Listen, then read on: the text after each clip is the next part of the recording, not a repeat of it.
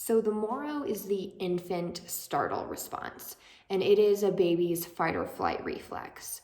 And it is something that they have for the first few months after birth, but then it should go away and they should develop an adult startle response.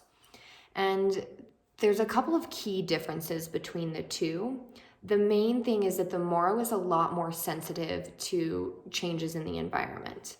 And this is something that we're kind of instinctively aware of with newborns. We handle them very gently. So we'll shield their eyes from bright lights and we'll cover their ears if it gets too noisy.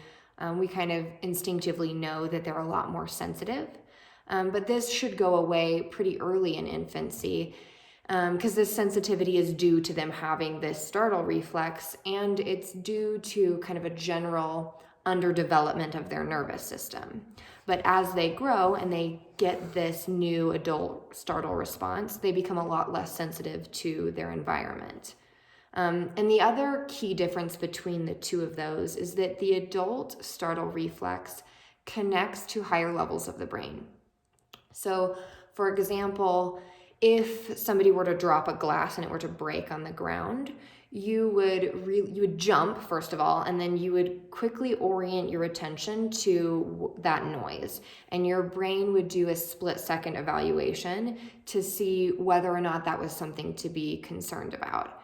And once you realize that you're not in danger, your body begins to settle itself back down.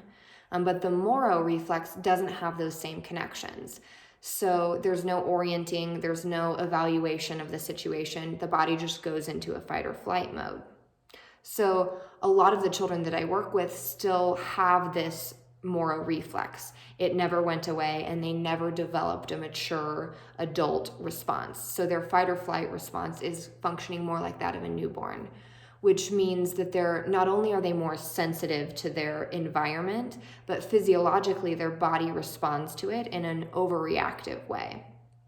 And children that live in this state experience all kinds of issues. It causes anxiety, it causes fears, anger, meltdowns, defiance, sensory imbalances, social issues, fear, difficulty with transitions and changes, fears of being in new places, getting easily overstimulated in new places, kind of all kinds of things. And most of the children that I work with still have this reflex. It's something that I see most commonly in my practice. It is by far the most common thing that I see, and it causes the most problems in children as they get older.